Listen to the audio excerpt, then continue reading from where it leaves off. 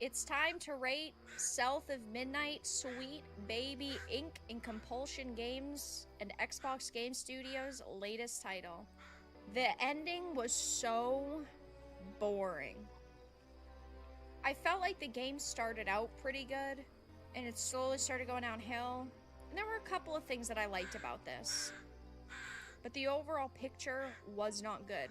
Graphics, so the graphics themselves, it looked good. I really liked a lot of the environments, and we'll get into like the aesthetics in a minute.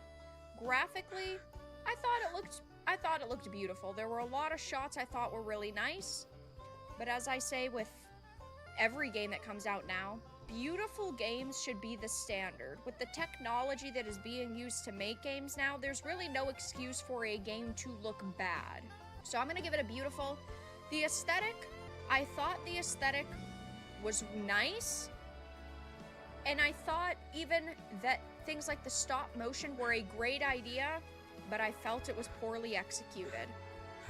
I felt like the cutscenes were bizarre because even if you had the stop motion on, and if you had it on in the actual game, it's like the stop motion looked okay a little bit, but then there were other things. So like the catfish would be in stop motion, but the rabbit next to the catfish wouldn't be in stop motion. So it was very bizarre.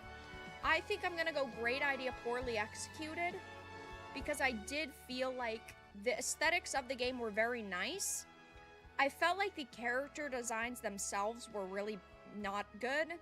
Like the humanistic characters. I really loved the bosses, except for the fart cloud boss. What the fuck was that? The woven blanket look to like the catfish and the crocodile, crocagator, and then the bird. Like those looked really cool. I don't know why they decided to throw all of that away at the very end of the game. Bizarre to me. Music, I felt like some of the ambient music was pretty good, but the actual songs with the singing and the lyrics were bad. So I'm gonna give it an all right. The standout to me was the mother-baby level, where it was supposed to be like a very creepy, ominous lullaby. I liked that, but there were many more misses than there were hits, so I'm gonna give it an all right. Difficulty, this game was bizarre to me because I picked the second highest difficulty, and it was easy. The thing that I had explained with the boss fights, because we did die on the boss fights, but with the boss fights, it's not that the mobs themselves were difficult, it's that they throw so many at you to try to make it more difficult. But the combat itself was really a problem for me, because throughout most of the game, you're fighting the same 3 types of enemies. By the end of the game, you have like 4 different types of enemies. Like, that's just not acceptable to me. And when you're actually in the combat, you have these tiny arenas, and then you're fighting the same types of mobs in those arenas, and it became super repetitive super quickly. And that's just really disappointing, because I'm playing a game, not watching a movie, so I want there to be interactive, good, fun combat, so I'm just gonna say easy. Bugs, we've encountered one bug, and that was at the end of the game during the final boss fight, which... okay. So we did have, I'll put it as a few bugs. Press X to combo. Yeah, the combat is literally just pressing X to attack and then B to dodge, and then if you want to use some of the other abilities to make it so you do a little bit more damage. Story, the general story of you have to go and save your mother is not bad. I quite like stories where a child goes above and beyond and out of their way for their parent or a spouse or a sibling, because it's very emotional. I felt like, though, the game didn't provide you with enough emotion. There are some parts with Mom and about how, like, the shoe on the pedestal, right? Where she's talking about, oh, this day was so hard, I miss my baby girl. That's emotional, but there weren't enough moments like that.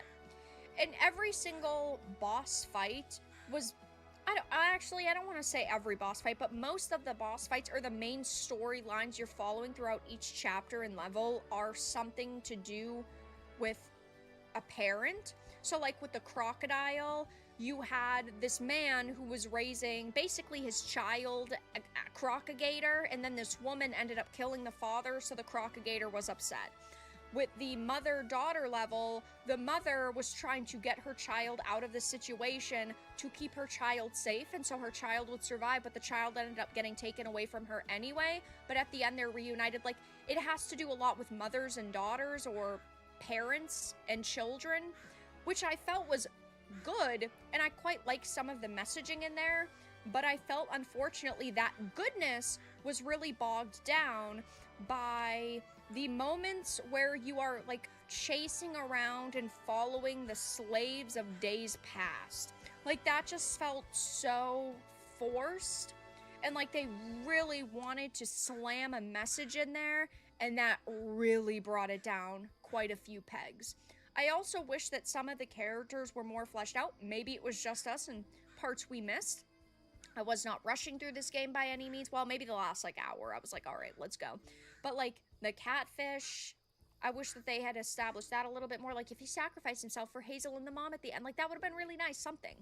The ending of the story was also really bad because you have this grandmother who, yes, ultimately is following the general theme of mothers and daughters, or parent and child, but she was not given a chance to redeem herself or doubled down on her stance. So it felt like it just kind of happened. She should have either like tried to attack Hazel again and said, no, I'm not going to stop my plans, and doubled down, or Rue should have done something bad and then like tried to kill Hazel, and then the grandmother sacrificed herself, showing the greater good of parentage and the greater good of what being a mother and ultimately a grandmother is. But none of those happened, so it felt really hollow by the end, like it didn't fucking matter. So I'm gonna say it was bad. I thought the general overarching mother-daughter was really nice. Unfortunately, it was really poorly executed. Gameplay, it was sleep-inducing. What else can I say? You have the same fights over and over, the same mobs over and over. Really unfortunate. Quality of life, it was standard. Like, you didn't need a map because the game was so point A to point B. It's not like it was missing anything major in my opinion, but that's just because it was such a mediocre experience. So I'm gonna just say standard. Game time was really short. Our playthrough was 9 hours, which is short. I did play this through Game Pass, so it doesn't hurt my soul that much, but if I spent money on this, even at only $40, $40 is still quite a chunk of change, especially when there's so many games that come out. Like, you could buy AI Limit for $40. You could buy First Berserker Kazan for only $10 more. Way better experiences. So very short. Definitely not worth buying, in my opinion. If you could play this through Game Pass, sure. If you thought that it looked charming in some way, shape, or form, you could dump the 8 to 9 hours into it and play it that way. It is, in my opinion, not worth $40 though, or $50 if you want to buy the premium version. Not worth it at all whatsoever. And replayability, I personally will never replay this. I understood the direction they tried to take it in. It was very poorly executed, and unfortunately, it did not sit well with me. Now, the score, I gave Veilguard a 3 and Avowed a 4. Avowed had slightly decent combat, some nicer environments. It was not super heavy-handed on the messaging, whereas Veilguard really was like a 2.5 to a 3. Super fucking heavy-handed on the messaging. Really mediocre environments, combat, awful characters, awful story. I would say this is about in the middle, because I thought visually it was pretty, and I felt that there were, at times, it got very preachy, with like the slavery message, and the righting your wrongs, and not letting people bring you down. But also, I felt that the experience that was here gameplay-wise was fucking terrible.